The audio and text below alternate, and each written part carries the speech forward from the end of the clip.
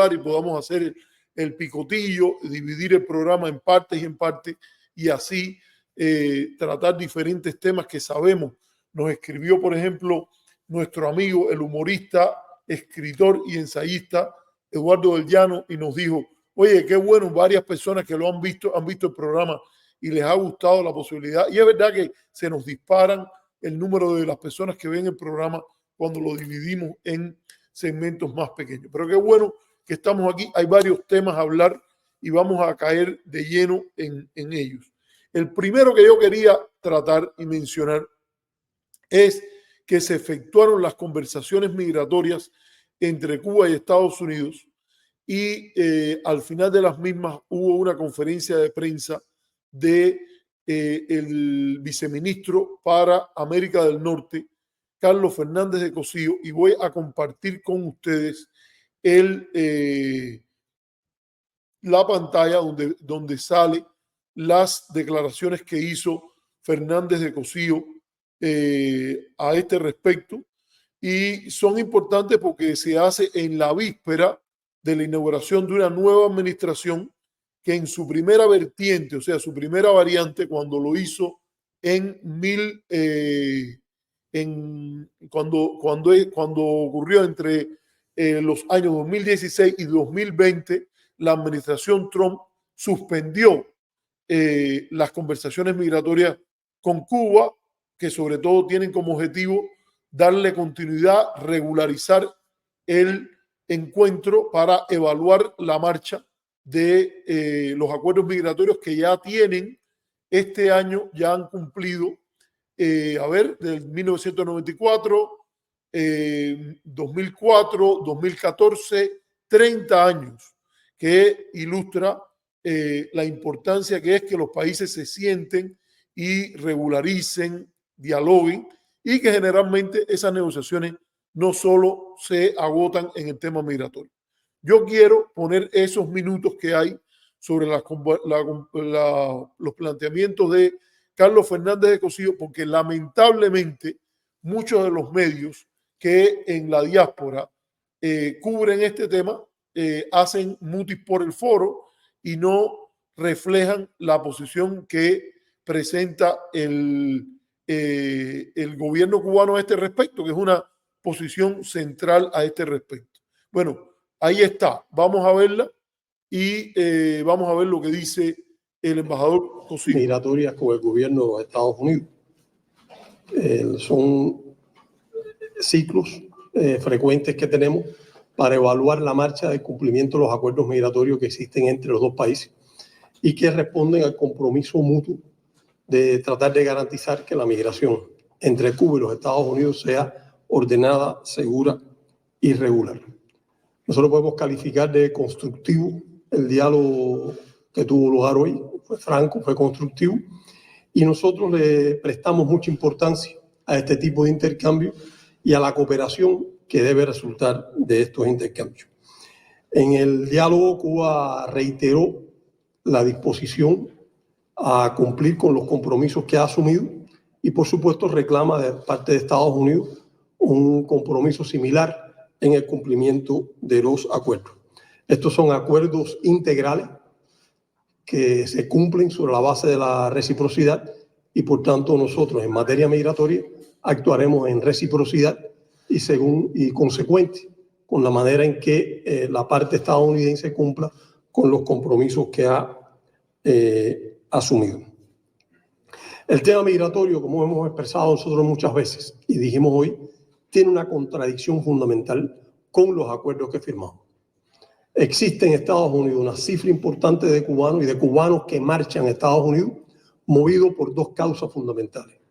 Una es el trato privilegiado que siempre le ha otorgado Estados Unidos a cualquier cubano que pretende entrar a Estados Unidos por cualquier vía, sea regular o sea irregular. Eso es lo que se llama un factor de atracción.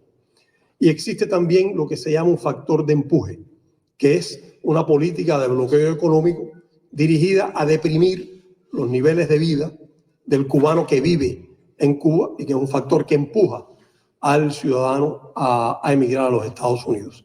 Esta combinación del trato privilegiado a quien entra en Estados Unidos Y el bloqueo económico de conjunto plantea una contradicción fundamental a los propósitos de estos acuerdos y al compromiso mutuo de garantizar una migración que sea regular, ordenada y segura. En la ronda también, entre los temas que tratamos, Cuba insistió en algo que ha venido planteando durante varios años, en la necesidad de que se reanude plenamente la prestación de servicios en la embajada, en el consulado que está en La Habana, para quienes solicitan visas de no inmigrantes, o sea, visas de visitantes a los Estados Unidos, que si bien se reanudó parcialmente en el mes de agosto para determinadas categorías, aún no es pleno como era en el pasado, y nosotros hemos argumentado que esto es un factor que estimula que muchas personas quieran emigrar para obtener la residencia y poder viajar entre los dos países, algo que no sería necesario si existieran visas múltiples y si se procesara desde La Habana a los migrantes que van de visita, como era en el pasado. Planteamos preocupación por la cantidad de cubanos que existen en Estados Unidos en un limbo legal, que se les admitió entrar en el país, pero no se les ha dado un estatus legal concreto, y para nosotros eso es un tema importante. También en la reunión se habló del tráfico de personas, del crecimiento de operaciones de tráfico de personas a partir de medios que proceden de Estados Unidos, individuos u organizaciones que operan desde el sur de los Estados Unidos y participan en el tráfico de personas. Son operaciones que van en contra de la ley. Señalamos el tratamiento agresivo que desde hace unos meses viene ocurriendo en aeropuertos de Estados Unidos contra cubanos que residen en Cuba, cubanos que residen en Estados Unidos y a veces a cubanos que residen en terceros países cuando viajan hacia los Estados Unidos. Y por supuesto, expresamos nuestra disposición a consolidar la cooperación bilateral en materia migratoria y ampliarla incluso. Pensamos que entre dos países como Cuba y los Estados Unidos, con una cercanía geográfica y con un flujo considerable de viajeros entre los dos países, más una presencia amplia de cubanos en ese país, es importante que exista cooperación en materia migratoria entre los dos gobiernos. Este es en esencia lo que ocurrió en el día de hoy. Si tienen alguna pregunta, con gusto la respondo.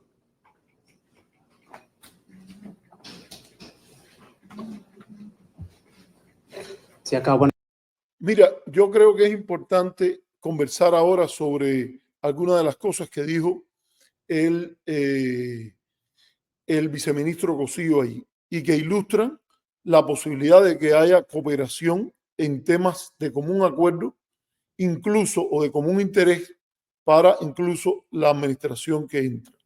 Yo creo que, por ejemplo, el tema del tráfico ilegal de personas es un tema que hasta en el discurso del candidato expresidente Trump ha sido importante cuando se ha referido al tema migratorio. Si de verdad hay un interés de evitar la crisis en la frontera y de evitar las muertes y los abusos de los coyotes, como se ha dicho en muchos de los discursos del propio presidente Trump, del propio senador Rubio, ahora propuesto para secretario de Estado, es imprescindible que haya conversaciones y diálogo sobre cómo, por ejemplo, hacer frente a la trata de personas.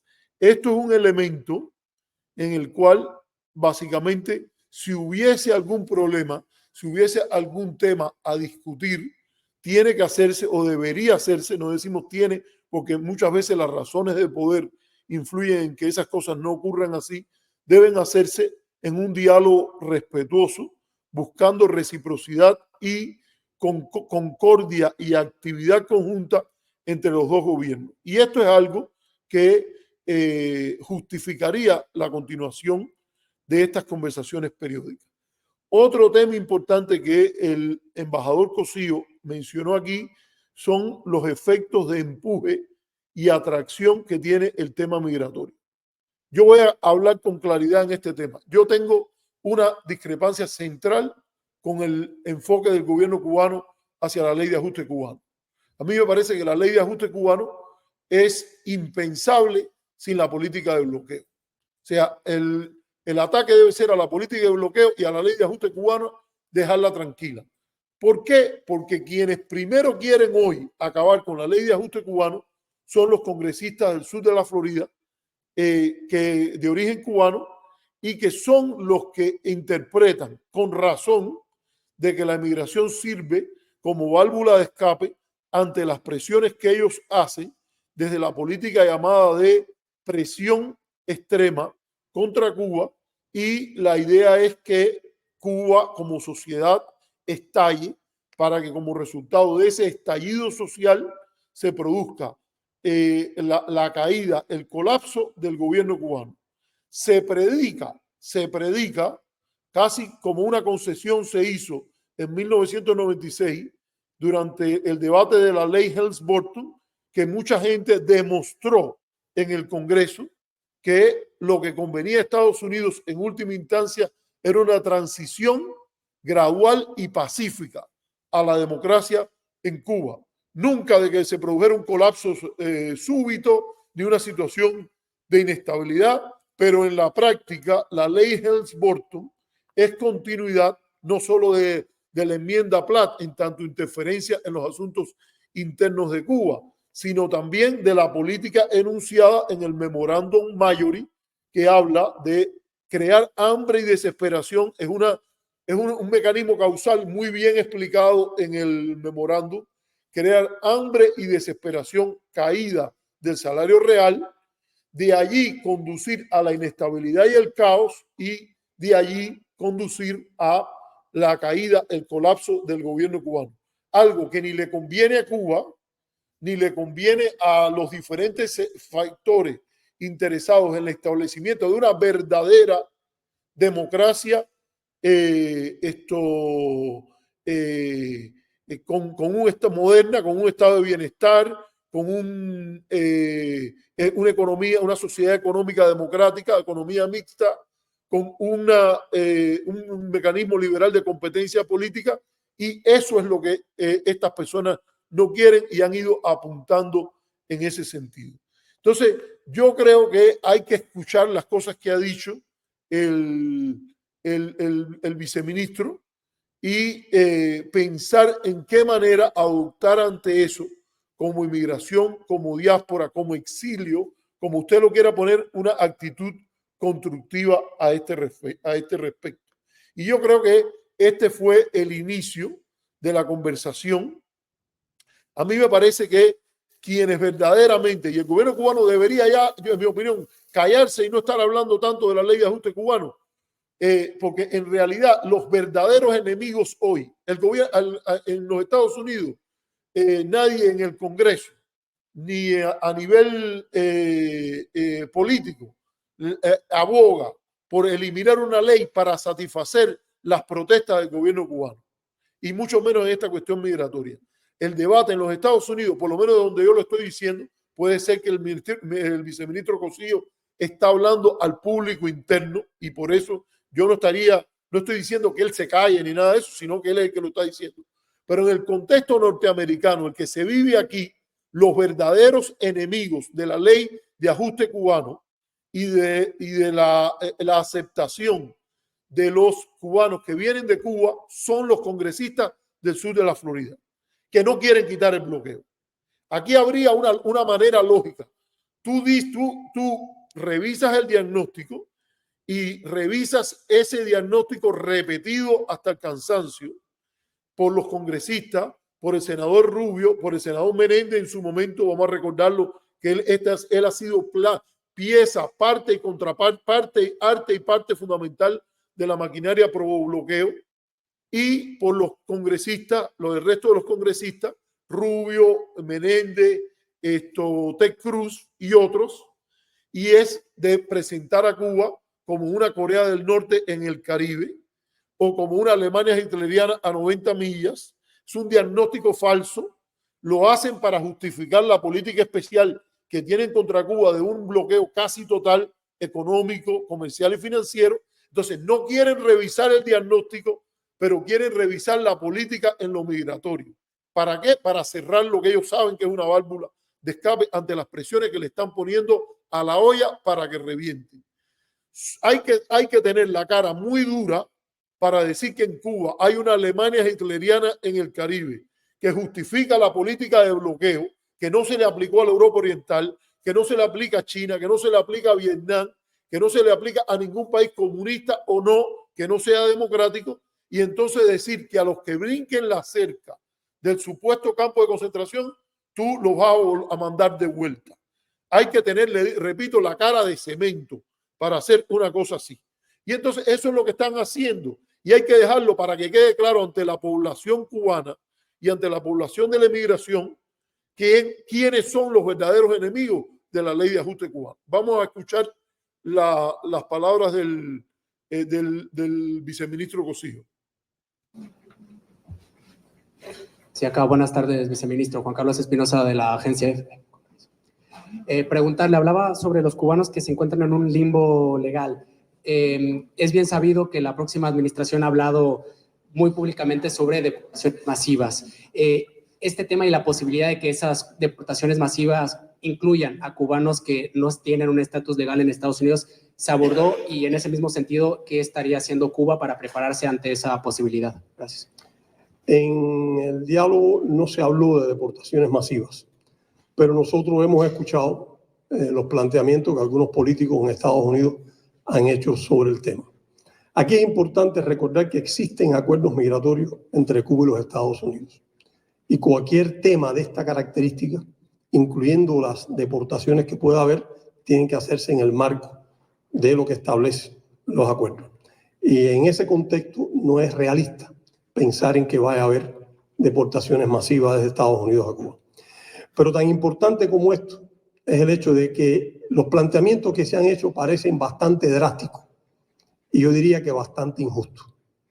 Pretender deportar a Cuba a decenas de miles o a cientos de miles de cubanos, que son las cifras que a veces se manejan, sería desarraigar a personas que han hecho ya su vida en Estados Unidos, trabajan ahí, muchos tienen familias ahí, y de pronto moverlos de Estados Unidos. Cuando se sabe que muchas de estas personas, o la mayoría de ellos, han emigrado a Estados Unidos por las razones que yo apuntaba con antelación. O sea, ha habido históricamente durante décadas una política ostensible del gobierno de Estados Unidos de privilegiar al migrante cubano, con independencia de la vía por la que llegue a Estados Unidos. Y además se sabe que hay una política oficial del gobierno de Estados Unidos, también ostensible, concebida para deprimir el nivel de vida de los cubanos que están aquí en el país. Por tanto, no se puede culpar a estas personas de un fenómeno que existe ahora de una gran presencia en los Estados Unidos. Sería injusto con ellos y reitero, no es realista pensar que vaya a ocurrir una deportación masiva hacia nuestro país. ¿Alguna otra pregunta? Vamos a abordar este tema que yo creo que es importante. Yo creo, mira, aquí hay alguien que hace la pregunta, Jordanis Vázquez, y dice, yo al que veo pidiendo el fin de la ley de ajuste, sabiendo que estamos bloqueados, es al viceministro.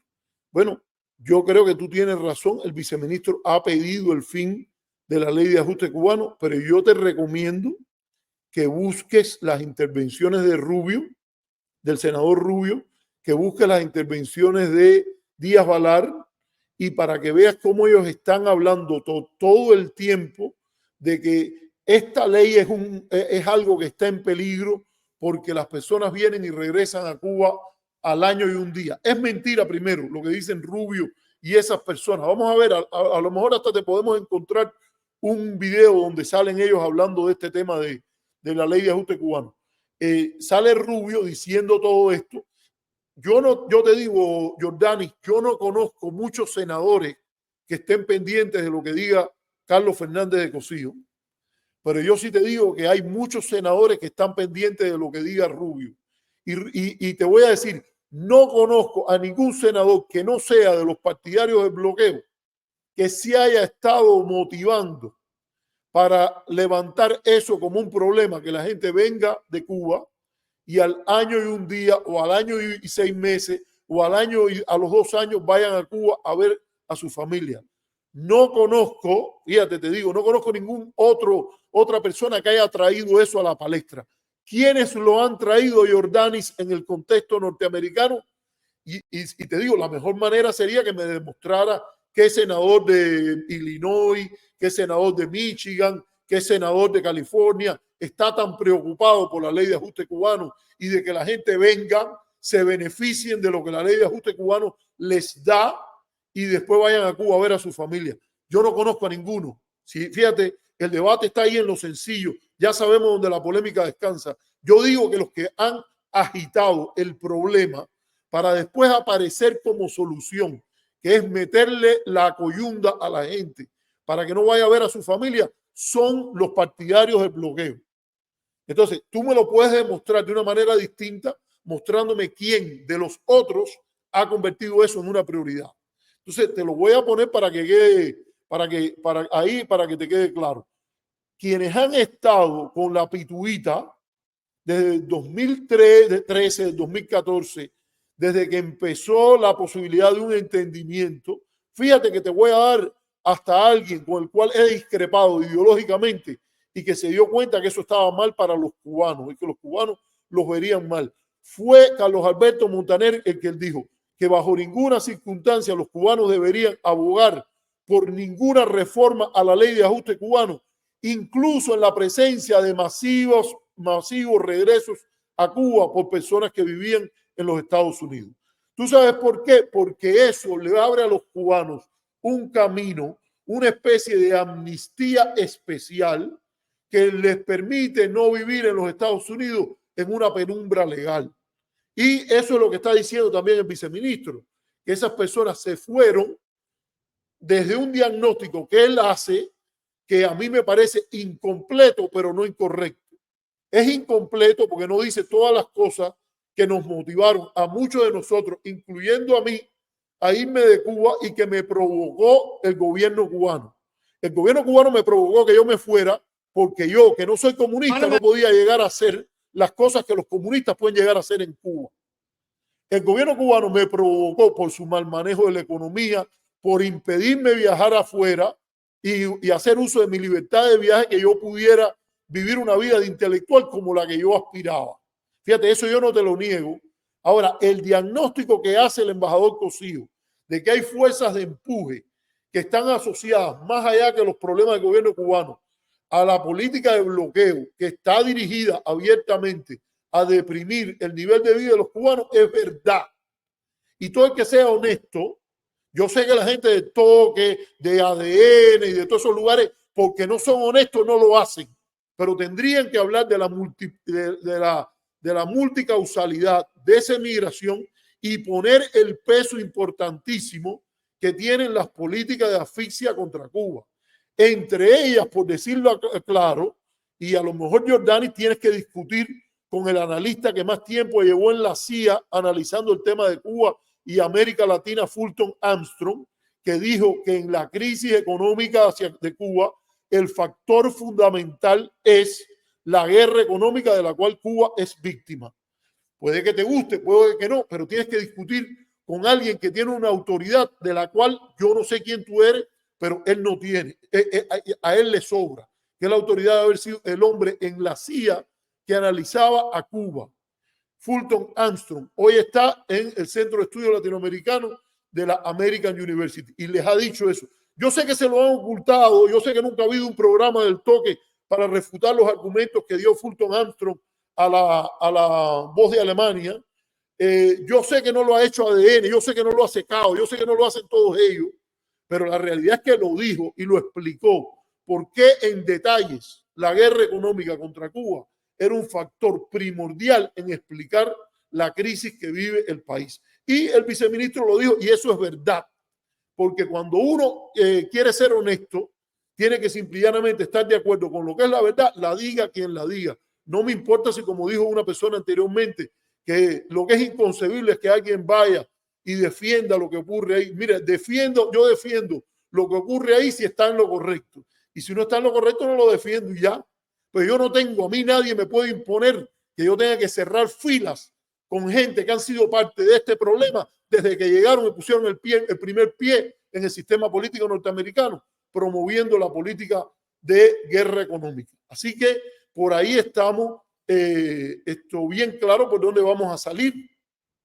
Y la otra cosa es que es cierto que ante la alternativa de cualquiera que sale de Cuba y no tiene, digamos, una red familiar, un lugar donde llegar, dígase en España, por ejemplo, que es un país significativamente vinculado a Cuba, con un largo vínculo histórico, o que vaya a ir a México, o que vaya a ir a Honduras, o que vaya a ir a todos esos lugares, el atractivo de salir de una condición más crítica, como la de llegar de emigrado sin particularmente nada, es mayor en un país desarrollado donde al año te puedes naturalizar, hacerte residente, y eso es lo que pasa con relación a los Estados Unidos.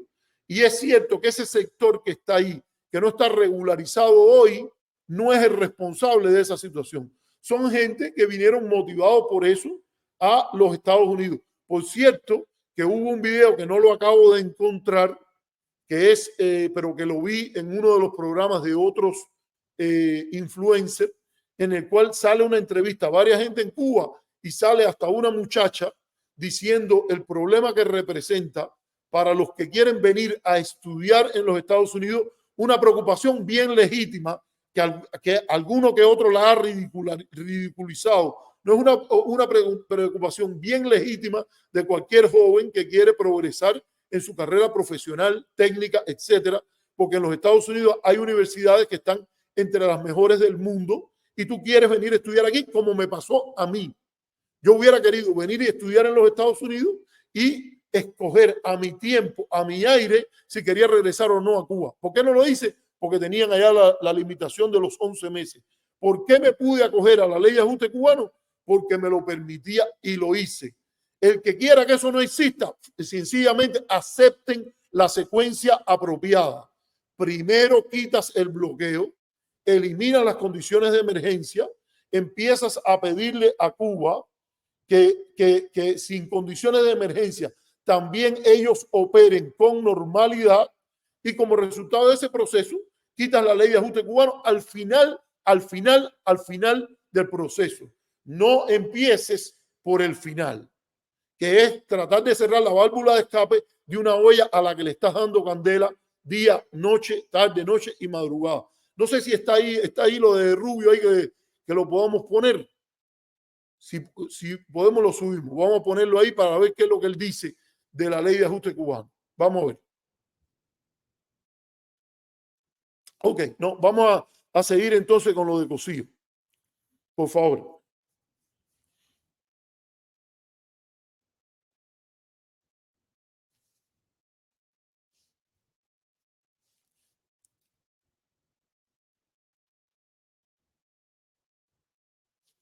Pero no sé qué pasa, que no se oye la pregunta. No se haya de alguna manera compartido con ellos las dificultades que enfrenta Cuba en este sentido, como han dicho muchas veces como consecuencia del bloqueo. No sé si hubo algún intercambio, comentarios, dificultades también en la comunicación, en toda la logística de la reunión. Ellos están conscientes de que ha habido una emergencia energética. Ellos conocen bien las causas que existen. No puedo decir que ha sido parte de la conversación oficial, pero por supuesto fue algo que comentamos. Pero a nosotros no nos cabe duda de que el gobierno de los Estados Unidos tiene plena conciencia sobre el efecto que produce el bloqueo económico sobre nuestro país y los daños que producen, las insatisfacciones que producen, las molestias y las dificultades que le crean al pueblo cubano. Ese es el diseño de la política de Estados Unidos hacia nuestro país. Sí. Usted dice que se abordó el tema de la trata de personas, que pudieron utilizar un poco el tema de... Se trató el tema de la trata de personas en el sentido, y debo aclarar esto, del tráfico que se produce entre los dos países por operaciones de tráfico de personas que existe desde Florida hacia Cuba. Pero se sabe que el gobierno de los Estados Unidos utiliza el tema de la trata de personas para atacar la cooperación médica internacional legítima que practica Cuba en más de 70 países y que ha practicado durante décadas y por la cual nuestro país ha recibido el reconocimiento y el elogio de muchos gobiernos, de muchas organizaciones, de varios secretarios generales de Naciones Unidas e incluso de algunos gobernantes en Estados Unidos. Y aquí es importante comprender lo siguiente. Los políticos anticubanos en los Estados Unidos han creado la ficción de que la cooperación médica y solidaria que presta Cuba consiste en trata de personas. Todo el que conoce bien lo que consiste en la trata de personas, conforme la califican los organismos de las Naciones Unidas, entraña que las personas, para que sea trata de personas, tienen que ir engañados o viajar engañados en una operación de este tipo. Los médicos cubanos saben exactamente a dónde van, cuál es la misión que tienen, cuál es el deber que van a cumplir. En segundo lugar, se plantea que lo hacen de manera obligada.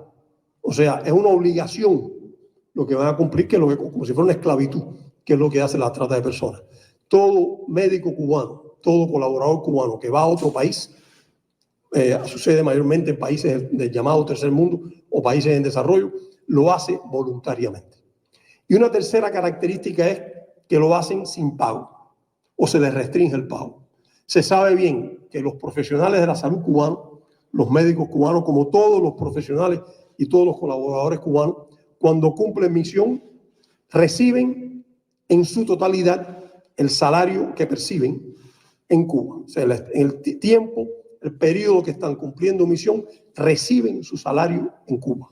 Además de eso, se les paga un estipendio en el país donde están, que es normalmente, o podría decir casi absolutamente siempre, por encima de los ingresos que normalmente reciben Cuba y por encima de lo que sus colegas en Cuba están recibiendo. Así que es una falsedad absoluta decir que son personas a los que se les priva de ingresos. Estas son las falsedades que utiliza el gobierno de Estados Unidos para denigrar una cooperación que, insisto, ha sido elogiada, es totalmente legítima, está totalmente en consonancia con los conceptos de Naciones Unidas sobre lo que es la cooperación sur-sur, que descansa en la complementariedad entre países en desarrollo, en que cada cual aporta lo que tiene, aporta el potencial que tiene. Y se sabe que Cuba tiene un gran potencial en recursos humanos, mientras otros países tienen mayor riqueza financiera, mayor potencial que Cuba. Los ingresos que legítimamente recibe el Estado cubano, además del que reciben los profesionales cubanos, es, en el caso de la cooperación médica, se dedica absolutamente a fortalecer, a financiar, a contribuir y construir el sistema de salud pública de nuestro país. Es un destino absolutamente legítimo y debería celebrarse en vez de estarse criticando como pretenden hacer algunos políticos anticubanos.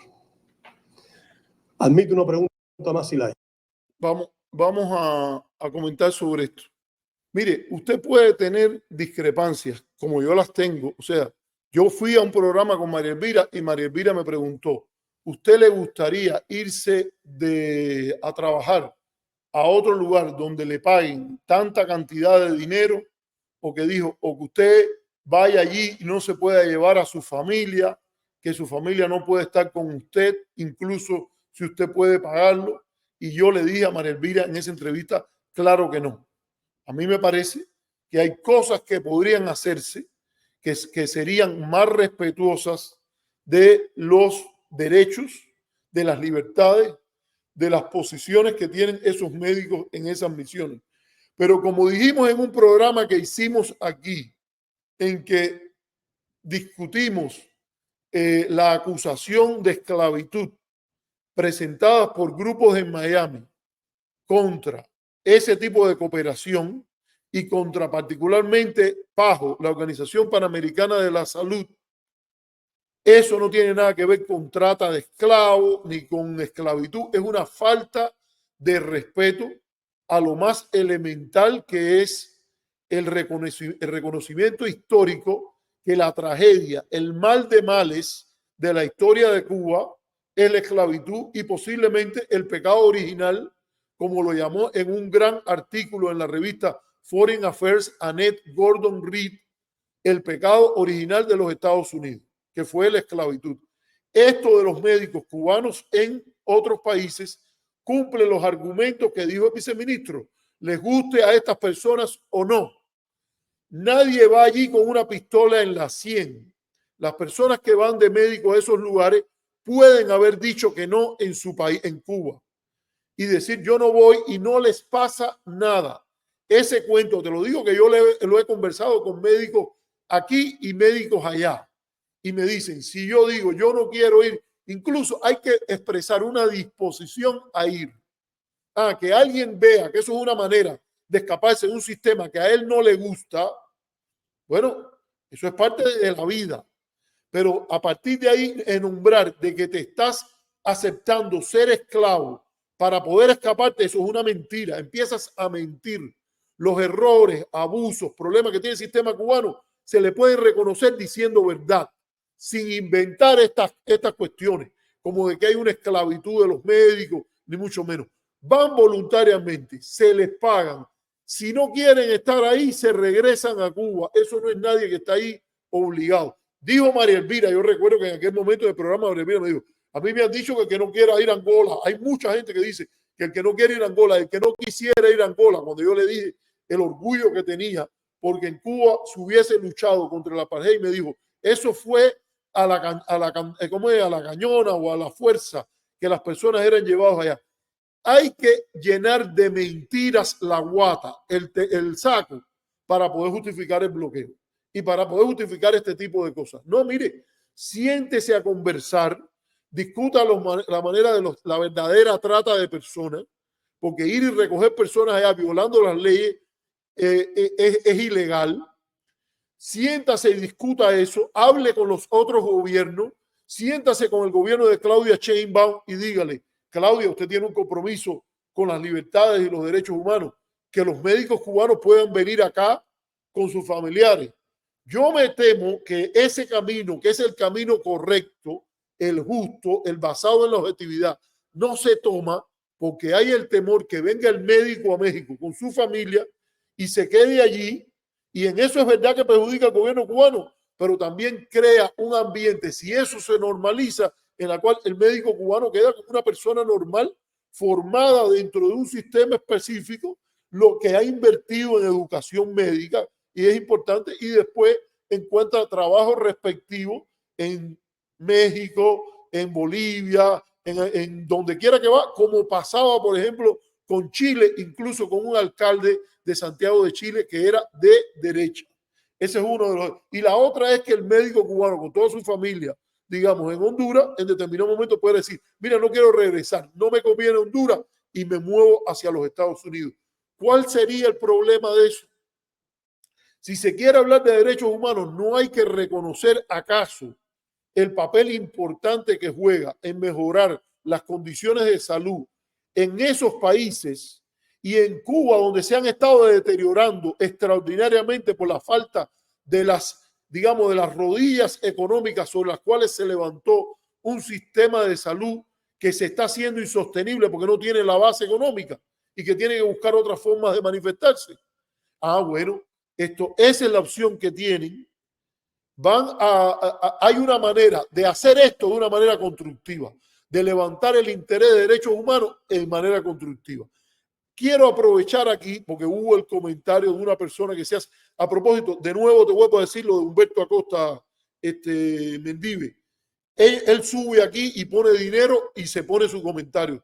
Yo no tengo interés en reflejar las opiniones de él, que después se va a otros programas y nunca reconoce como se le trató aquí desde el principio. Esto es con reciprocidad. Vienes aquí y entras en el debate que hemos formado y cuando vas a otros lugares dices que esto es un ejemplo donde se pueden ventilar diferentes ideas. Si vienes aquí y entonces metes tu campaña anticastrista de McCarthy y después te vas a hacer macartismo en otra, aquí te cuidas y después te vas a hacer tu campaña macartista a otros lugares, aquí no se te va a permitir ningún comentario si no pones dinero. Pon el dinero y después voy a comentar sobre lo que tú quieras y haz una donación. Si no, no hay ningún interés, amiguito Humberto Acosta, en tenerte por aquí. No tenemos interés en tener a nadie de esta gente en esta onda porque ellos no actúan con reciprocidad.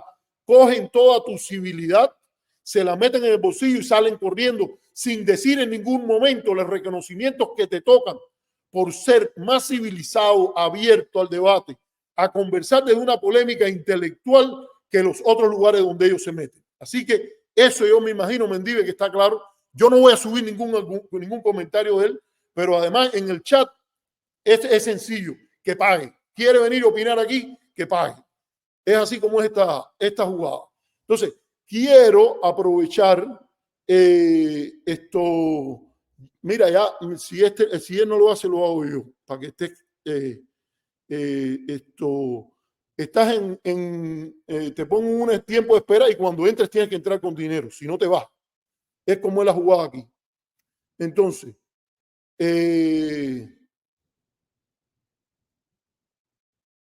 si les quitan el pasaporte está mal, Jordani. Si dice, yo estoy diciendo que el sistema de salud tiene carencias económicas importantísimas y que es importante mantenerlo. Porque ¿sabes qué? Una democracia verdadera. Como dijo, ¿cómo se llama la gran teórica del tema del totalitarismo? Hannah Arendt, cuando alguien hable de democracia y no diga lo que implica por eso, hay que inmediatamente buscar las raíces de hipocresía y de eufemismo que están en el tema. Yo sí te defino lo que yo creo que es una democracia. Una democracia tiene que tener, en mi opinión, un sistema de salud, para decirte lo más que de salud, una mínima meseta de derechos económicos y sociales, sin los cuales todos esos derechos políticos del liberalismo en abstracto son una ficción. O sea, tiene que tener las características que serían un Estado funcional. Fíjate, te voy a venir por la definición de Juan Linz y Alfred Stepan, que fue mi profesor en la Universidad de Columbia. Una definición de democracia aceptada en por la mayoría de la discusión sobre el tema democrático. Tiene que tener un Estado funcional. El orden es muy importante en la política. No puede ser un protectorado ni una colonia, ni donde el locus, donde el foco de la política, donde se decide, está fuera de la comunidad política. Esa comunidad política no puede ser una democracia. Así que no puede ser subordinada ni a la enmienda Platt ni a la ley Helms, para que te ubiques de eso. Tiene que tener Estado de Derecho, donde las leyes, la Constitución, la respeten, desde los dominados a los que están en el gobierno. El propio gobierno tiene que subordinarse a la cuestión constitucional y las leyes. Eso, que en Cuba hay problema con eso, yo creo que sí, hay problema con eso. Pero en lo que se quiere construir, hay que construirlo sobre la base del respeto a las leyes. Leyes como el respeto al derecho internacional es el mejor ejemplo que se puede dar. Y leyes, el respeto a las leyes del país donde vivimos. Que aquí en los Estados Unidos los primeros que no respetan la libertad de expresión, los primeros que no respetan y violan derechos estadounidenses como el derecho a viaje y todo eso son los mismos que te dicen que te quieren poner la democracia allá. Ya te he dicho ya, por ejemplo, un Estado funcional no puede ser una colonia ni un protectorado, tiene que tener rule of law, que es un componente, Estado de Derecho, que es un componente liberal, que viene desde la tradición liberal, tiene que tener chequeo y balance de poderes, porque es un componente republicano que es parte hoy de toda democracia moderna. Eso es importante también. Tiene que tener una sociedad económica de economía mixta. Ni las economías de libre mercado completo, ni las economías de comando son democracias porque no le permiten al ciudadano, en un caso, la autonomía del mercado y en el otro no le permiten la autonomía del poder del Estado. Y por último, es necesario que junto con los derechos políticos y civiles, tal y como están consagrados en el Pacto de Derechos Civiles y Políticos de las Naciones Unidas, haya una meseta de derechos económicos, sociales y culturales que también son parte del modelo de las Naciones Unidas de la Declaración Universal de Derechos Humanos de las Naciones Unidas. Es decir, cuando no hay derecho a la salud, hay un problema democrático, hay un problema de derechos humanos.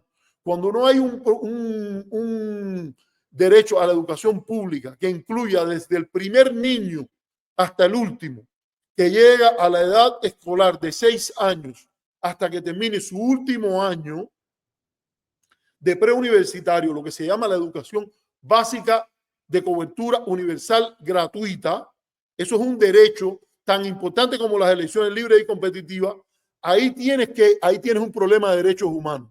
Por eso hay problema de derechos humanos en muchos países, incluyendo los Estados Unidos, en donde en ocasiones, sobre todo en un sector de la política, la cuestión del derecho universal a la salud es un tema de política, no un tema de derecho. No, no, no. Para la democracia, tal y como está concebida por los teóricos fundamentales de la misma y con argumentaciones devastadoras contra todos aquellos que se le han opuesto, hay que romper la definición minimalista de derechos civiles y políticos nada más.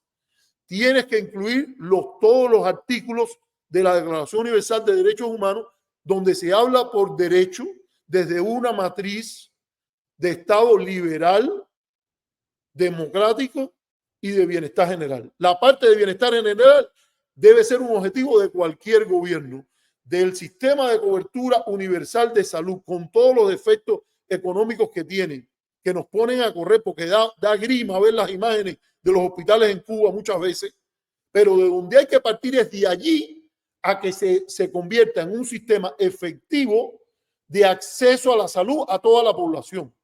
Si lo que tú esperas es construir un sistema para que no esté tan deteriorado, sino uno que sea eficiente para una minoría o para una mayoría, pero que no sea de cobertura universal, estás abogando por un argumento no democrático.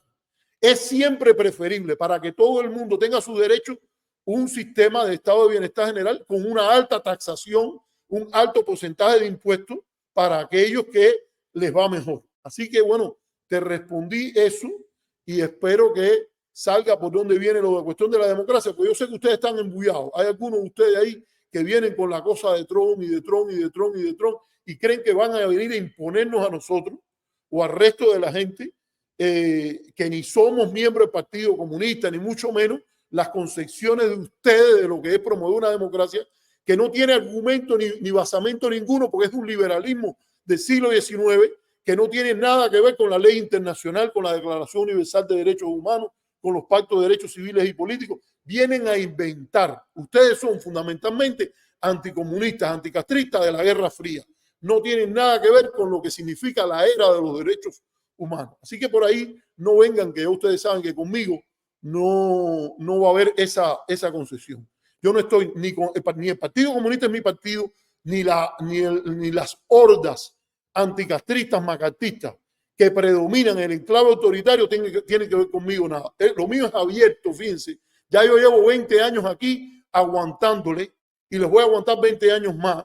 4, 5, 6, Trump, la administración de Trump, si viene otra de Rubio, si viene. Y por cierto, tengan cuidado porque la administración Trump también se les puede virar para que no se le vayan a equivocar con esas historias. Bueno, vamos a terminar entonces. Ya creo que ya hemos pasado con lo